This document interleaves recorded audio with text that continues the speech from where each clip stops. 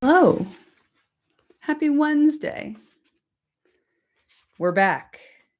We're back and we're cramming in 2 chapters per week until we finish the book because I'm going out of town for 2 weeks in September and I want to get this done before I go away on a 2-week business trip. I feel like I should put a bow on it, you know?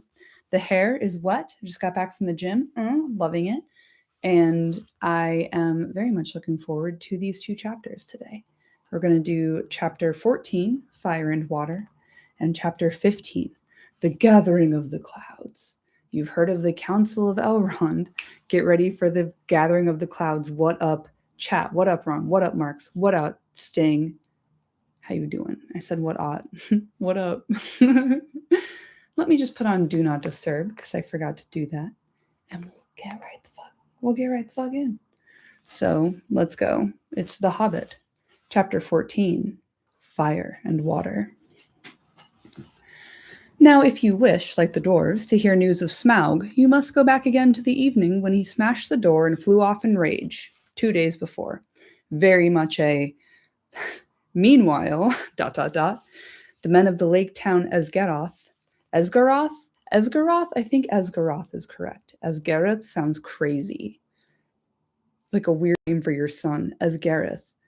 Esgaroth were mostly indoors. There we go. The men of the lake town Esgaroth were mostly indoors, for the breeze was from the black east and chill, but a few were walking on the quays and watching, as they were fond of doing, and the stars shine... A few were walking on the quays and watching, as they were fond of doing, the stars shine out from the smooth patches of the lake as they opened in the sky. From their town, the lonely mountain was mostly screened by the low hills at the far end of the lake, through a gap in which the running river came down from the north. Only its high peak could they see in clear weather, and they looked seldom at it, for it was ominous and drear, even in the light of morning. Now it was lost and gone, blotted in the dark. Suddenly, it flickered back to view. A brief glow touched it and faded. "Look," said one, "the lights again. Last night the watchman saw them start and fade from midnight until dawn. Something is happening up there." "Perhaps the king under the mountain is forging gold," said another. "It is long since he went north. It is time the songs began to prove themselves again." "Which king?" said another with a grim voice. "As like as not it is the marauding fire of the dragon, the only king under the mountain we've ever known." "You are always foreboding gloomy things," said the others. "Anything from floods to poisoned fish. Think of something cheerful." Then suddenly a great light appeared in the low place in the hills, and the northern end of the lake turned golden. "The king beneath the mountain!" they shouted. "His wealth is like the sun, his silver like a fountain, his rivers golden run. The river is running gold from the mountain," they cried, and everywhere windows were opening and feet were hurrying. I love this, like, it's a bird, it's a plane. No, it's a dragon. And it's like, can you cheer up, please? Can you talk about something cheerful? Adorable. There was once more a tremendous excitement and enthusiasm, but the grim-voiced fellow ran hotfoot to the master. "The dragon is coming, or I'm a fool," he cried. "Cut the bridges! To arms! To arms!" Then warning trumpets were suddenly sounded and echoed along the rocky shores. The cheering stopped, and the joy was turned to dread. So it was that the dragon did not find them quite unprepared.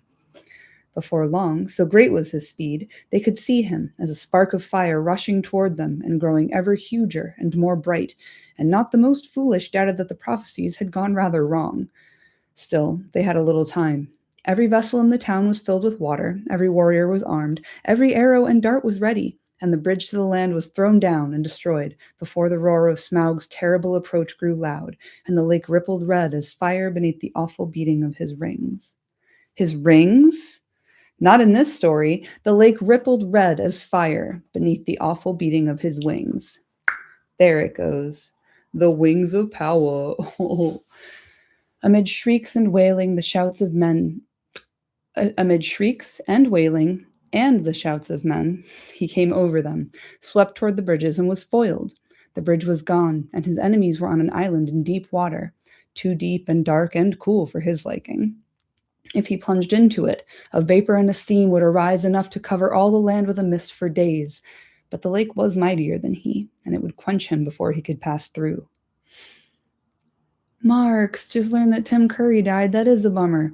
And Dolly passed away yesterday. Like, what the fuck is going on? August is coming for us. Yeah, snow warning. It's definitely Thorin preparing their gold.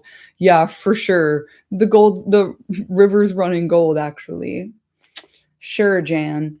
But, like, yeah, I love think of something cheerful and then it does turn out to actually be the fucking dragon, but he can't go in the lake. It would quench him before he could pass through. Roaring, he swept back over the town. A hail of dark arrows leaped up and snapped and rattled on his scales and jewels, and their shafts fell back, kindled by his breath, burning and hissing into the lake. He's got his bejeweled waistcoat on, remember? His ornamental waistcoat, if you would. No fireworks you ever imagined equaled the sights that night. At the twanging of the bows and the shrilling of the trumpets, the dragon's wrath blazed to its height, till he was blind and mad with it. No one had dared to give battle to him for many an age, nor would they have dared now if it had not been for the grim-voiced man, Bard was his name, who ran to and fro cheering on the archers and urging the master to order them to fight to the last arrow. Fire leaped from the dragon's jaws. The dragon's jaws. Fire leaped from the dragon's jaws. He circled for a while, high in the air above them, like lighting all the lake. The trees by the shore shone like copper and like blood, with leaping shadows of dense black at their feet. Then down he swooped, straight through the arrow storm, reckless in his rage, taking no heed to turn his scaly sides toward his foes, seeking only to set their town ablaze. Fire leaped from thatched roofs and wooden beam ends as he hurled down and passed and round again, though all had been drenched with water before he came. Once more, water was flung by 100 hands wherever a spark appeared. Back swirled the dragon. A sweep of his tail and the roof of the great house crumbled and smashed down. Flames unquenchable sprang high into the night. Another swoop and another house, and then another sprang afire and fell. And still, no arrow hindered Smaug or hurt him more than a fly from the marshes. I like that they just wet everything before he got there. Already, men were jumping into the water on every side. Women and children were being huddled into laden boats in the market pool. Weapons were flung down. There was mourning and weeping, where but a little time ago the old songs of mirth to come had been sung about the dwarves. Now men cursed their names. The master himself was turning to his great gilded boat, hoping to row away in the confusion and save himself. Coward. Soon all the town would be deserted and burned down to the surface of the lake. The master is giving the captain of the Costa Concordia. If you're not familiar, definitely look it up. That guy fucking sucks. Soon all the town would be deserted and burned down to the surface of the lake. That was the dragon's hope. They could all get into boats for all he cared. There he could have fine sport hunting them, or they could stop till they starved. Let them try to get to land, and he would be ready. Soon he would set all the shoreland woods ablaze and wither every field and pasture. Just now he was enjoying the sport of town baiting more than he enjoyed anything for years. But there was still a company of archers that held their ground among the burning houses. Their captain was Bard, grim-voiced and grim-faced, whose friends had accused him of prophesying floods and poisoned fish, though they knew his worth and courage. Won't you think of something cheerful, Bard? Come on. He was a descendant in long line of Girion, Lord of Dale, whose wife and child had escaped down the running river from the ruin long ago. Now he shot with a great yew bow till all his arrows but one were spent. The flames were near him. His companions were leaving him. He bent his bow for the last time. Suddenly, out of the dark, something fluttered to his shoulder. He started, but it was only an old thrush. Unafraid, it perched by his ear, and it brought him news. Marveling, he found he could understand its tongue, for he was of the race of Dale. Wait, it said to him. The moon is rising. Look for the hollow of the left breast as he flies and turns above you.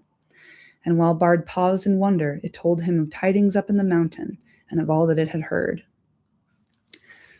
Yeah, Marks, Bard is kind of the neighborhood crank. Exactly. Like, he's a downer. He's a bummer. Every party needs a pooper. That's why we invited Bard, I think, is the energy. Then Bard drew his bowstring to his ear. The dragon was circling back, flying low, and as he came, the moon rose above the eastern shore and silvered his great wings. Arrow, said the bowman, black arrow, I've saved you to the last. You've never failed me, and always I have recovered you. I had you from my father and he of old. If ever you came from the forges of the true king under the mountain, go now and speed well. If words have power, he's like blessing his black arrow before he fires it. The dragon swooped once more, lower than ever, and as he turned and dived down, his belly glittered white with sparkling fires of gems in the moon. But not in one place. The great bow twanged. The black arrow sped straight from the string, straight for the hollow by the left breast where the foreleg was flung wide. Whew! Woo! Tolkien's trying to kill me. The black arrow sped straight from the string, straight for the hollow by the left breast where the foreleg was flung wide. Ooh, mwah, delicious. In it smote and vanished, barb, shaft, and feather, so fierce was its flight. With a shriek that deafened men, felled trees and split stone, Smaug shot spouting into the air, turned over and crashed down from on high in ruin. Smaug probably overtook the thrush on the way to Lake Town with his high speed. I can imagine like the thrush being like, we gotta get there, we gotta let him know. And Smaug just zooms overhead and he's like, fuck! Pretty cute. This thrush is doing so much work, by the way. Oh my god. Fuck calling the book The Hobbit. It should have been called The Thrush.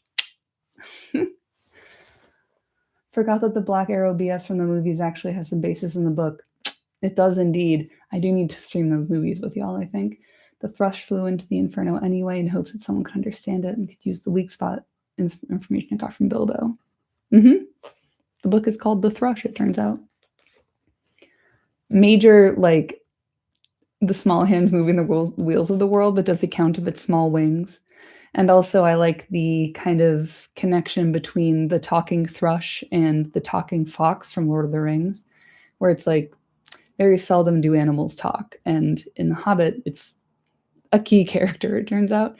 And in Fellowship, it is a complete throwaway. There's something that's very tasty about that to me. Like, that speaks to the magic of Middle Earth more than a lot of other things do, in my perspective. But anyway. Full on the town he fell. His last throws splintered it to sparks and gleeds. Gleeds? Gledes? Helpabitch.com. The lake roared in. A vast steam leaped up, white in the sudden dark under the moon. There was a hiss, a gushing whirl, and then silence. And that was the end of Smaug and Esgaroth. Esgaroth, dude. Why do I want to say it like that? What's wrong with me? Esgaroth. But not of Bard. Smaug down. Esgaroth down. Bard still in play. Our little cranky man. Grim-voiced and grim-faced. We love it. The Hobbit has a high helpful birds to page ratio. Yeah, true. The eagles speak as well. Pardon me. I was way off. Yeah. I love how helpful the birds are. I'm really like getting into the bird vibe currently. Thank you, Snow Warning, for highlighting this. Hooray, he dead. He's really most sincerely dead. We killed the dragon in this one, fam. But yeah, I've always found it kind of like anticlimactic almost. Like when I was a kid, the thrush thing went right over my head. Like Bard, like Bilbo pointing out like, oh, there's a weak spot. I just thought was like fun foreshadowing, completely deleted the thrush being involved from my mind. But when I was reading that passage, I was like, oh, he just like shoots it in the armpit and then he's done. Okay, all right. And this is a very short chapter as well to like do the meanwhile ... cut away to talk about the death of Smaug. Like it has a bearing on the main plot, but it's like, you know, time splits, I guess. We're 2 days in the past currently. I don't know. There's just like, there's a lot narratively about The Hobbit that I have never really focused on because I don't read it very often. Maybe this book deserves some more of my attention. Oh no, we're all in trouble now. The waxing moon rose higher and higher, and the wind grew loud and cold. It twisted the white fog into bending pillars and hurrying clouds, and drove it off to the west to scatter in tattered shreds over the marshes before Mirkwood. Then the many boats could be seen, dotted dark on the surface of the lake, and down the wind came the voices of the people of Esgaroth, lamenting their lost town and goods and ruined houses. But they had really much to be thankful for, had they thought of it, though it could hardly be expected that they should just then. 3/4 of the people of the town had at least escaped alive. Their woods and fields and pastures and cattle and most of their boats remained undamaged. And the dragon was dead. What that meant, they had not yet realized. They gathered in mournful crowds upon the western shores, shivering in the cold wind, and their first complaints and anger were against the master, who had left the town so soon, while some were still willing to defend it. Yucks, he's a piece of shit. Coward. He may have a good head for business, especially his own business, some murmured, but he's no good when anything serious happens. And they praised the courage of Bard and his last mighty shot. If only he'd not been killed, they all said, we would make him a king. Bard the dragon shooter of the line of Gyrdian. Alas that he is lost. And in the very midst of their talk, a tall figure stepped from the shadows. He was drenched with water. His black hair hung wet over his face and shoulders, and a fierce light was in his eyes. Bard is not lost, he cried. He died from Esgaroth when the enemy was slain. I am Bard of the line of Gyrdian. I am the slayer of the dragon. Very normal chat for just walking out of the water into a group of people who ostensibly know who you are already. But also, side note, when I picture the master in The Hobbit, I picture Thénardier from Les Mis. They have very similar energy to me. King Bard! King Bard! They shouted, but the master ground his chattering teeth. Gyrdian was Lord of Dale, not King of Esgaroth, he said. In the Lake Town, we have always elected masters from among the old and wise, and have not endured the rule of mere fighting men. Let King Bard go back to his own kingdom. Dale is now freed by his valor, and nothing hinders his return. And any that wish can go with him, if they prefer the cold stones under the shadow of the mountain to the green shores of the lake. The wise will stay here, and hope to rebuild our town, and enjoy again in time its peace and riches. We will have King Bard, the people near at hand shouted in reply. We've had enough of the old men and the money counters. And people further off took up the cry. Up the bowmen and down with money bags, till the clamor echoed along the shore. Wow. Relevant to today? Perhaps. It's giving Mom Donnie a little bit. Down with the money bags. I am the last man to undervalue Bard the bowman, said the master warily, for Bard now stood close beside him. He has tonight earned an eminent place in the roll of the benefactors of our town, and he is worthy of many imperishable songs. But why, O people? And here the master rose to his feet and spoke very loud and clear. Why do I get all your blame? For what fault am I to be deposed? Who aroused the dragon from his slumber, I might ask? Who obtained of us rich gifts and ample help, and led us to believe that old songs could come true? Who played on our soft hearts and our pleasant fancies? What sort of gold have they sent down the river to reward us? Dragonfire and ruin? From whom should we claim the recompense of our damage, and aid for our widows and orphans? I also don't know how to say recompense. Recompense? Maybe that. So the master is a master of spin, obviously. As you see, the master had not got his position for nothing. The result of his words was that for the moment, the people quite forgot their idea of a new king and turned their angry thought towards Thorin and his company. Wild and bitter words were shouted from many sides, and some of those who had before sung the old songs loudest were now heard as loudly, crying that the dwarves had stirred the dragon up against them deliberately. Fools, said Bard, why waste words and wrath on those unhappy creatures? Doubtless they perished first in fire before Smaug came to us. Then, even as he was speaking, the thought came into his heart of the fabled treasure of the mountain lying without guard or owner, and he fell suddenly silent. He thought of the master's words, and of Dale rebuilt and filled with golden bells, if he could but find the men. At length he spoke again. This is no time for angry words, master, or for considering weighty plans of change. There's work to do. I serve you still, though after a while I may think again of your words and go north with any that will follow me. Let's see. Snow warning. It's a quick end for Smaug, but it fits if you don't see Smaug as the real final boss of the story. He only personified the selfishness and greed which are still around and dangerous. Nail, meet hammer, directly on the head. Very good. Thank you. just in time for SH to get here. What up, babe? Thank you for coming. We are post Smaug and pre Dragon Sickness Galore. Yo, what up? Okay. Bard is still serving the master because he walked so that Aragorn can run. And he then strode off to help in the ordering of the camps and in the care of the sick and the wounded. But the master scowled at his back as he went and remained sitting on the ground. He thought much but said little, unless it was to call loudly for men to bring him fire and food. Also, snow warning, it does actually make quite a bit of sense that Smaug is like quickly dispensed. Like he comes in and is like real nasty and then dies pretty quickly after that. Because it's like, you know, if we're kind of zooming out a little bit and talking subtext, the personification of selfishness and greed that Smaug is in this text. The fact that he's like, everyone is so scared of him. They've rarely seen him. He's more of a construct or an idea than anything else, even though he is very much a real dragon. He's easy to kill because he has a weak spot. And I don't know. There's something in there about like, sorry. I'm like reading the book while I'm trying to talk. I'm insane.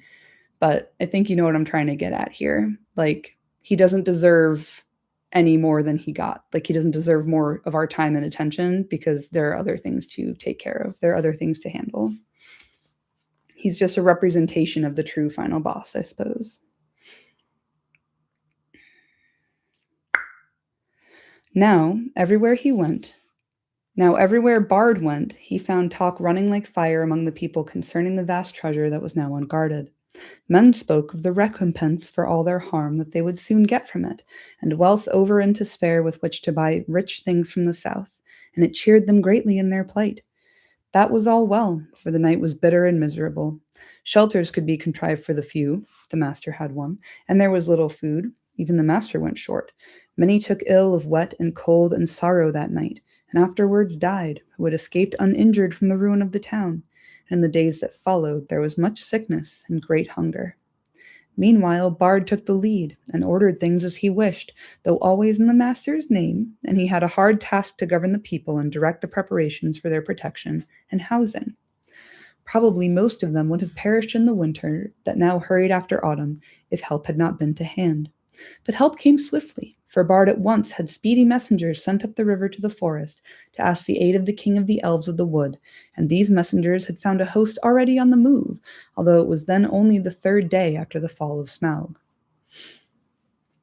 SH, it's such a statement for the dragon to not be as much of a big bad as the greed within. Yes, his own arrogance led him to reveal his weak spot to Bilbo. Exactly. It's very much like, I'm untouchable. I'm all the way up here. I've got all the gold. I'm the king under the mountain. What the fuck are you going to do about it? And then it's like, we're just going to know your weaknesses and use them against you, actually. It's a metaphor, babe. Oh my God, it's a metaphor. The guy who hates allegory wrote a metaphorical text. Who knew? The Elven King had received news from his own messengers and from the birds that loved his folk, and already knew much of what had happened. Very great indeed was the commotion among all things with wings that dwelt on the borders of the desolation of the dragon. Very great indeed was the commotion among all things with wings that dwelt on the borders of the desolation of the dragon. Ooh! Ooh, okay, we're talking about birds. All right. The air was filled with circling flocks, and their swift flying messengers flew here and there across the sky. Above the borders of the forest there was whistling, crying, and piping. Far over Mirkwood tidings spread. Smaug is dead. Leaves rustled and startled ears were lifted. Even before the Elven King rode forth, the news had passed west right to the pine woods of the Misty Mountains. Bjorn had heard it in his wooden house, and the goblins were at council in their caves. And someone logged on and updated the Wikipedia entries so that it said dragons extinct. That will be the last we shall hear of Thorin Oakenshield, I fear, said the king. He would have done better to have remained my guest. It is an ill wind all the same, he added, that blows no one any good. For he too had not forgotten the legend of the wealth of Thror. So it was that Bard's messengers found him now marching with many spearmen and bowmen, and crows were gathered thick above him, for they thought that war was awakening again, such as had not been in those parts for a long age. But the king, when he received the prayers of Bard, had pity, for he was the lord of a good and kindly people. So, turning his march, which had at first been direct towards the mountain, he hastened now down the river to the long lake. He had not boats or rafts enough for his host, and they were forced to go the slower way by foot, but great store of goods he sent ahead by water. Still, elves are light-footed, and though they were not in these days much used to the marches and the treacherous lands between the forest and the lake, their going was swift. Only 5 days after the death of the dragon, only 5 days after the death of the dragon, they came upon the shores and looked on the ruins of the town. Their welcome was good, as may be expected, and the men and their master were ready to make any bargain for the future in return for the Elven King's aid. Their plans were soon made. With the women and the children, the old and the unfit, the master remained behind, and with him were some men of crafts and many skilled elves, and they busied themselves felling trees and collecting the timber sent down from the forest. Then they set about raising many huts by the shores against the oncoming winter, and also under the master's direction they began the planning of a new town, designed more fair and large even than before, but not in the same place. They removed northward, higher up the shore, for ever after they had a dread of the water where the dragon lay. He would never again return to his golden bed, but was stretched cold as stone, twisted upon the floor of the shallows. There for ages his huge bones could be seen in calm weather amid the ruined piles of the old town. But few dared to cross the cursed spot, and none dared to dive into the shivering water, or recover the precious stones that fell from his rotting carcass. But all the men of arms who were still able, and the most of the Elven King's array, got ready to march north to the mountain. It was thus that in 11 days from the ruin of the town, the head of their host passed the rock gates at the end of the lake and came into the desolate lands. Ooh, and we're going to move on to chapter 15, the gathering of the clouds, after I drink some water. Oh, she's parched.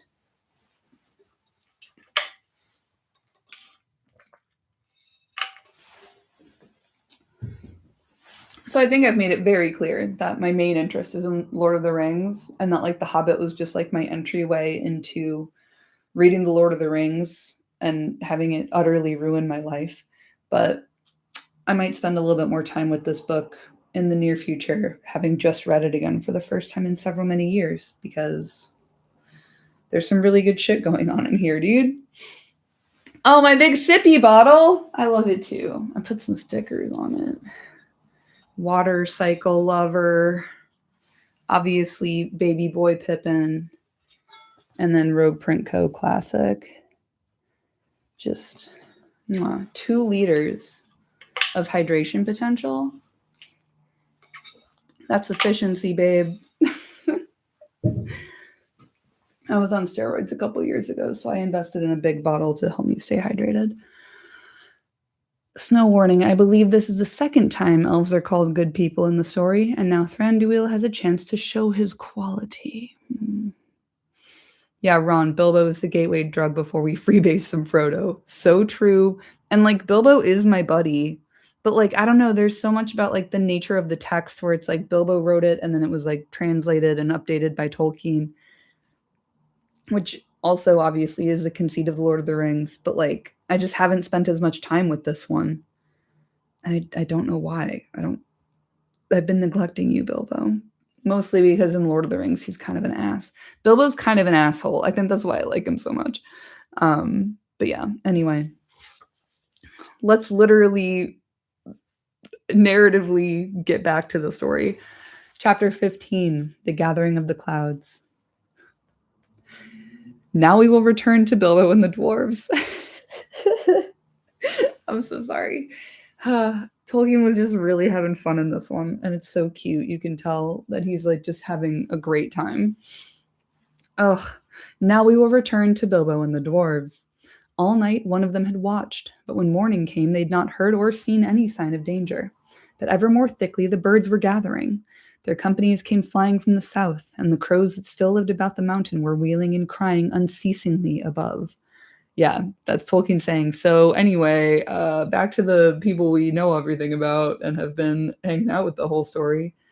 Anyway, here's Wonderwall. But I'm really noticing the significance of the birds. Did not remember that, so Uh, Thank you guys for reading this with me because I forgot how much I love this fucking book. Something strange is happening, said Thorin. The time has gone for the autumn wanderings, and these are birds that dwell always in the land. There are starlings and flocks of finches, and far off there are many carrion birds as if a battle were afoot. Suddenly Bilbo pointed. There's that old thrush again, he cried. He seems to have escaped when Smaug smashed the mountainside, but I don't suppose the snails have. Sure enough, the old thrush was there, and as Bilbo pointed, he flew towards them and perched on a stone nearby. Then he fluttered his wings and sang. Then he cocked his head on one side as if to listen, and again he sang, and again he listened. I believe he's trying to tell us something, said Balin. Ooh, I'm Eliza Thornberry. I can talk to animals. But I cannot follow the speech of such birds. Never mind. It is very quick and difficult. Can you make it out, Baggins? Not very well, said Bilbo. As a matter of fact, he could make nothing of it at all. He's such a bullshitter. I fucking love him. But the old fellow seems very excited. I only wish he was a raven, said Balin. I thought you did not like them. You seemed very shy of them when we came this way before. Those were crows, and nasty, suspicious-looking creatures at that, and rude as well. You must have heard the ugly names that were calling after us, but the ravens are different. There used to be a great friendship between them and the people of Thror, and they often brought us secret news and were rewarded with such bright things as they coveted to hide in their dwellings.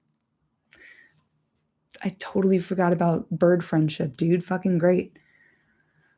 Yeah, crow slander. Just like Balin talking shit on crows, like, and also being like, those were crows, idiot. Don't you know your ravens from your crows? Don't you know your corvids? They live many a year, and their memories are long, and they hand on the wisdom to their children. All true facts about ravens. I knew many among the ravens of the rocks when I was a dwarf lad. This very height was once named Ravenhill, because there was a wise and famous pair, old Kark and his wife, that lived here above the guard chamber. But I don't believe that any of that ancient breed linger here now. Loving Kark as a crow name. Kark, Kark. No sooner had he finished speaking than the old thrush gave a loud call and immediately flew away. We may not understand him, but that old bird understands us, I'm sure, said Balin. Keep watch now and see what happens. Before long there was a fluttering of wings, and back came the thrush, and with him came a most decrepit old bird. He was getting blind, he could hardly fly, and the top of his head was bald. He was an aged raven of great size. He alighted stiffly on the ground before them, slowly flapped his wings, and bobbed towards Thorin. O Thorin, son of Thrain, and Balin, son of Fundin, he croaked, and Bilbo could understand what he said, for he used ordinary language and not bird speech. I am Roic, son of Kark. Kark is dead, but he was well known to you once. It is 100 years and 53 since I came out of the egg, but I do not forget what my father told me. Now I am the chief of the great ravens of the mountain. We are few, but we remember still the king that was of old. Most of my people are abroad, for there are great tidings in the south. Some are tidings of joy to you, and some you will not think so good. Behold, the birds are gathering back again to the mountain and to dale from south and east and west, for word has gone out that Smaug is dead. Dead? Dead? Shouted the dwarves. Dead? Then we've been in needless fear, and the treasure's ours. They all sprang up and began to caper about for joy. Yes, dead, said Roic. The thrush, may his feathers never fall, saw him die, and we may trust his words. Yeah, 'cause he's like the fucking best errand runner, MVP of the story, it turns out, is the thrush. He saw him fall in battle with the men of Esgaroth, and the third night back from now, at the rising of the moon. I have lost track of the timeline. It was some time before Thorin could bring the dwarves to be silent and listen to the raven's news. At length, when he'd told all the tale of the battle, he went on. So much for joy, Thorin Oakenshield. You may go back to your halls in safety. All the treasure is yours for the moment, but many are gathering hither beside the birds. The news of the death of the Guardian has already gone far and wide, and the legend of the wealth of Thror was not lost in the telling during many years. Many are eager for a share of the spoil. Already a host of the elves is on the way, and carrion birds are with them, hoping for battle and slaughter. By the lake men murmur that their sorrows are due to the dwarves, for they are homeless, and many have died, and Smaug has destroyed their town. They too think to find amends from your treasure, whether you're alive or dead. Your own wisdom must decide your course, but 13 is small remnant of the great folk of Durin that once dwelt here, and now are scattered far. If you will listen to my counsel, you will not trust the master of the lakemen, but rather him that shot the dragon with his bow. Bard is he, of the race of Dale, of the line of Girion. He is a grim man, but true. We love him. We would see peace once more among dwarves and men and elves after the long desolation, but it may cost you dear in gold. I have spoken. Then Thorin burst forth in anger. Our thanks, Roic, Kark's son. You and your people shall not be forgotten, but none of our gold shall thieves take or the violent carry off while we are alive. If you would earn our thanks still more, bring us news of any that draw near. Also, I would beg of you, if any of you are still young and strong of wing, that you would send messengers to our kin in the mountains of the north, both west from here and east, and tell them of our plight. But go specially to my cousin Dain in the Iron Hills, for he has many people well armed, and dwells nearest to this place. Bid him hasten. I'm going to pronounce it Dain, by the way, not Dane, because, short aside, there's that chocolate bar that's called Daim. I always call it Daim, and it seems more likely to me that it's pronounced Dain, not Dane. So I'm going to say Dain, Diane. Yeah, from Lord of the Rings Appendix A. We all know this man. This dwarf, pardon me. I will not say if this counsel be good or bad, croaked Roic, but I will do what can be done. Then off he slowly flew.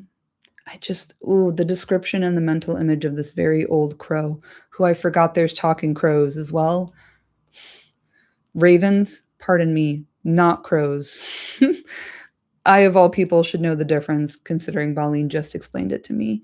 But yeah, just the mental image of this like bald, ancient raven is great. And I did completely erase the talking bird stuff from my mind. So I need to dip my entire body and head and hair back into this book, I think. Back now to the mountain, cried Thorin. We have little time to lose. And little food to use, cried Bilbo, always practical on such points. In any case, he felt that the adventure was, properly speaking, over with the death of the dragon, in which he was much mistaken, and he would have given up most of his share of the profits for the peaceful winding up of those affairs. Back to the mountain, cried the dwarves, as if they'd not heard him, so back he had to go with them. And yeah, speaking of like the positioning of this as a book that Bilbo wrote that Tolkien then translated, I really like notes like Bilbo was always practical on such points, as if this is Tolkien's way of saying this dude talked about food and lack thereof way more often than I have represented in this text, and it was getting on my fucking nerves, so I'm going to call him practical on such points. I literally learned shade from Tolkien, dude. Like, oh, I love it.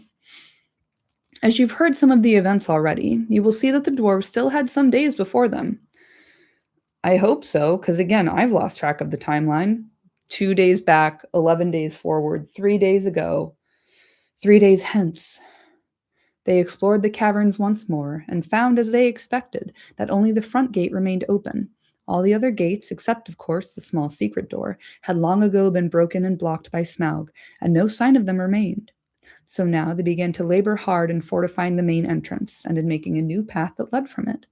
Tools were to be found in plenty that the miners and quarriers and builders of old had used, and at such work the dwarves were still very skilled. Thank you, S.H. Great Dain, my favorite breed of dog. As they worked, the ravens brought them constant tidings. In this way, they learned that the Elven King had turned aside to the lake, and they still had a breathing space. Better still, they heard that 3 of their ponies had escaped and were wandering wild far down the banks of the running river, not far from where the rest of their stores had been left. So while the others went on with their work, Fili and Kili were sent, guided by a raven, to find the ponies and bring back all they could. They were 4 days gone, and by that time they knew that the joined armies of the Lakemen and the Elves were hurrying towards the mountain. But now their hopes were higher, for they had food for some weeks with care, chiefly cram, of course, and they were very tired of it, but cram is much better than nothing. And already the gate was blocked with a wall of squared stones laid dry, but very thick and high across the opening. There were holes in the wall through which they could see or shoot, but no entrance. They climbed in or out with ladders and hauled stuff up with ropes. For the issuing of the stream, they had contrived a small woo. For the issuing of the stream, they had contrived a small low arch under the new wall. But near the entrance, they had so altered the narrow bed that a wide pool stretched from the mountain wall to the head of the fall, over which the stream went towards Dale. I like from the mountain wall to the head of the fall. Very good. Snow warning, a chance for the dwarves to show their quality as wall builders. So far, the only thing they were good at was playing their instruments and ripping on Bilbo, it turns out. But they're also quite good at building walls and hauling things with ropes and using ladders. The ponies they had brought only to the head of the steps above the old bridge, and unloading them there had bidden them return to their masters and sent them back riderless to the south. Just abandoning ponies left and right in these stories, man. There came a night when suddenly there were many lights as of fires and torches away south and Dale before them. They have come, called Balin, and their camp is very great. They must have come into the valley under the cover of dusk along both banks of the river. That night the dwarves slept little. The morning was still pale when they saw a company approaching. From behind their wall, they watched them come up to the valley's head and climb slowly up. Before long, they could see that both men of the lake, armed as if for war, and elvish bowmen were among them. At length, the foremost of these climbed the tumbled rocks and appeared at the top of the falls, and very great was their surprise to see the pool before them, and the gate blocked with a wall of new-hewn stone. New-hewn. As they stood pointing and speaking to one another, Thorin hailed them. "Who are you," he called in a very loud voice, "that come as if in war to the gates of Thorin, son of Thrain, king under the mountain? And what do you desire?" But they answered nothing. Some turned swiftly back, and the others, after gazing for a while at the gate and its defenses, soon followed them. That day the camp was moved to the east of the river, right between the arms of the mountain.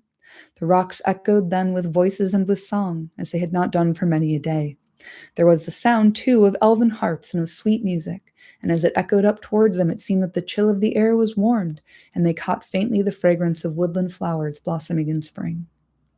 Then Bilbo longed to escape from the dark fortress and to go down and join in the mirth and feasting by the fires.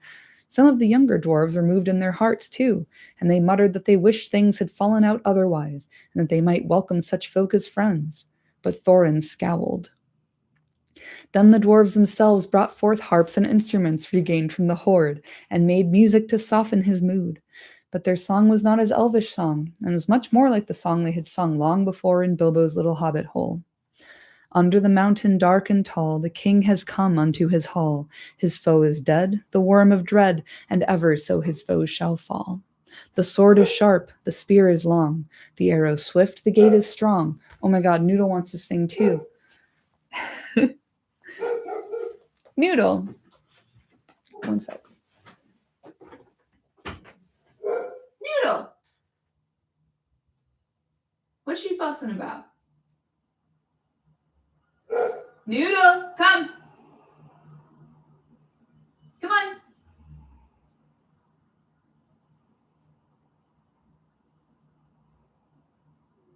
Little turd.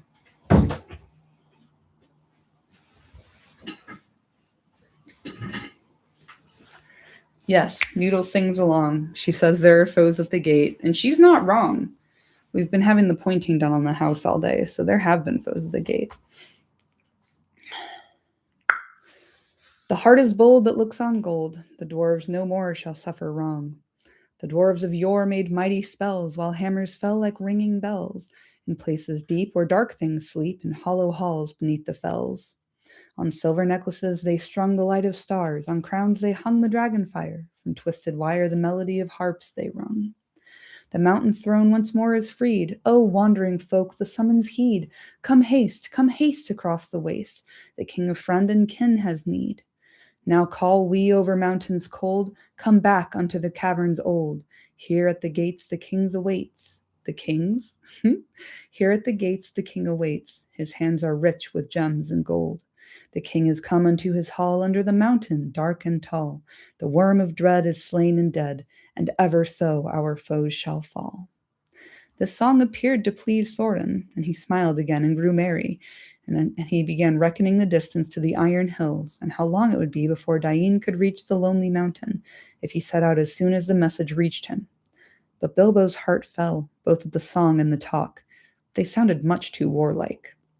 And he's like, wrap it up, dude. I have to go feed my dog. Like, I have to go water my plants. Can we get this over with? The next morning, early, a company of spearmen was seen crossing the river and marching up the valley. They bore with them the green banner of the Elven King and the blue banner of the lake, and they advanced until they stood right before the wall at the gate. Again, Thorin hailed them in a loud voice. Who are you that come armed for war to the gates of Thorin, son of Thrain, king under the mountain? This time he was answered. A tall man stood forward, dark of hair and grim of face, and he cried, Hail, Thorin! Why do you fence yourself like a robber in his hold? We are not yet foes, and we rejoice that you're alive beyond our hope.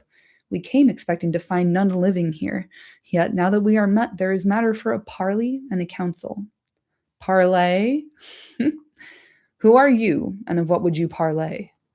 I am Bard, and by my hand was the dragon slain and your treasure delivered. Is that not a matter that concerns you? Moreover, I am by right descent, the heir of Girion of Dale, and in your hoard is mingled much of the wealth of his halls and towns, which of old Smaug stole. Is not that a matter of which we may speak? Further, in his last battle, Smaug destroyed the dwellings of the men of Esgaroth. Oh my god, dude. Oh my god. I cannot believe. Why do I want to say it wrong? Ugh. Okay. Further, in his last battle, Smaug destroyed the dwellings of the men of Esgaroth. And I am yet the servant of their master. I would speak for him and ask whether you have no thought for the sorrow and misery of his people. They aided you in your distress, and in recompense you have thus far brought ruin only, though doubtless undesigned. Fucking got his ass. Got his ass. Ooh! Now these were fair words, and true, if proudly and grimly spoken, and Bilbo thought that Thorin would at once admit what justice was in them. He did not, of course, expect that anyone would remember that it was he who discovered all by himself the dragon's weak spot, and that was just as well, for no one ever did. Okay, Bilbo. All right, bud. But also, he did not reckon with the power that gold has upon which a dragon has long brooded, nor with dwarvish hearts. Long hours in the past days Thorin had spent in the treasury, and the lust of it was heavy on him. Though he had hunted chiefly for the Arkenstone, yet he had an eye for many another wonderful thing that was lying there, about which were wound old memories of the labors and the sorrows of his race. You put your worst cause last and in the chief place, Thorin answered. To the treasure of my people no man has a claim, because Smaug, who stole it from us, also robbed him of life or home. The treasure was not his, that his evil deeds should be amended with a share of it. The price of the goods and the assistance that we received of the Lakemen we will fairly pay in due time, but nothing we will give, even a loaf's worth, under threat of force. While an armed host lies before our doors, we look on you as foes and thieves. It is in my mind to ask what share of their inheritance you would have paid to our kindred had you found the hoard unguarded and us slain. A just question, replied Bard. But you are not dead, and we are not robbers. Moreover, the wealthy may have pity beyond right on the needy. The wealthy may have pity beyond right on the needy that befriended them when they were in want, and still my other claims remain unanswered. I will not parley, as I have said, with armed men at my gate, nor at all with the people of the Elven King, whom I remember with small kindness. In this debate they have no place. Begone now, ere our arrows fly. And if you would speak with me again, first dismiss the elvish host to the woods where it belongs, and then return, laying down your arms before you approach the threshold. The Elven King is my friend, and he has succored to the people of the lake in their need, though they had no claim but friendship on him, answered Bard. We will give you time to repent your words. Gather your wisdom ere we return. Then he departed and went back to the camp. Ooh, the Elven King is my friend, and he's actually been quite kind to us. What the fuck have you done? I love. Yeah, gonna need to think of increasingly fucked up ways to pronounce Esgaroth. Asgareth, Asgaroth, Asgaroth, Ashgaroth, Asgaroth, Egor pretty good. I like Egor. So the dragons curse their treasure by lying on it for a long time. It's like their greed is transferred to others who see the treasure. Is that what trickle-down economics means? Gather your wisdom is an insane burn. Yeah, it is. It's like really fucking good. Gather your wisdom, area of return. Like, get your fucking shit together before we get back, or there's going to be trouble. Love it. Thank you, Marks, for confirming. Sorry, I don't know how to pronounce Egrath. I don't know what's going on, but we're all in this together. All right. Ere many hours were past, the banner-bearers returned, and trumpeters stood forth and blew a blast. In the name of Esgaroth in the forest, one cried, we speak unto Thorin, Thrain's son Oakenshield, calling himself the king under the mountain, and we bid him consider well the claims that have been urged, or be declared our foe.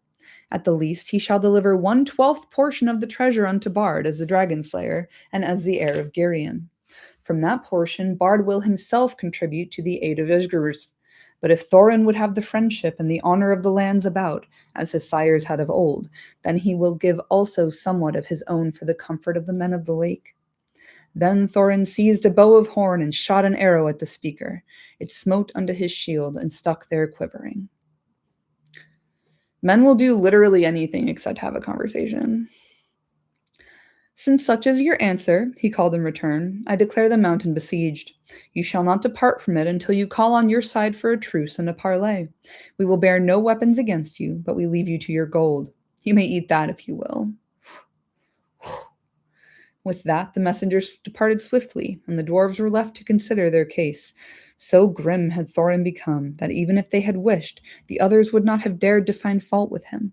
But indeed, most of them seemed to share his mind, except perhaps old Fat Bomber and Feely and Keely.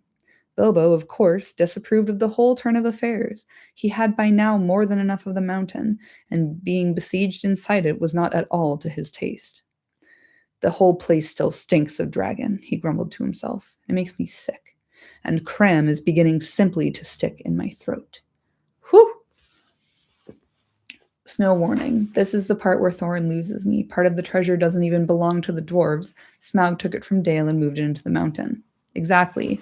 But Thorin seems to think that, like, once it's in the mountain, it rightly belongs to him. Let's have a look.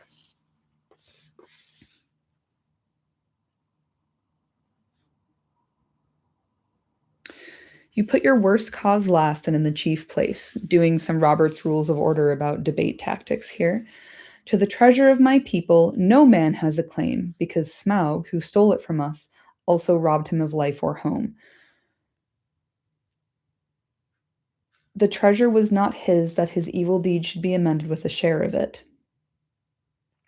The price of the goods and the assistance that we received of the lakemen we will fairly pay in due time. So, to the treasure of my people, no man has a claim, just because Smaug, who stole it from us, also robbed him of life or home.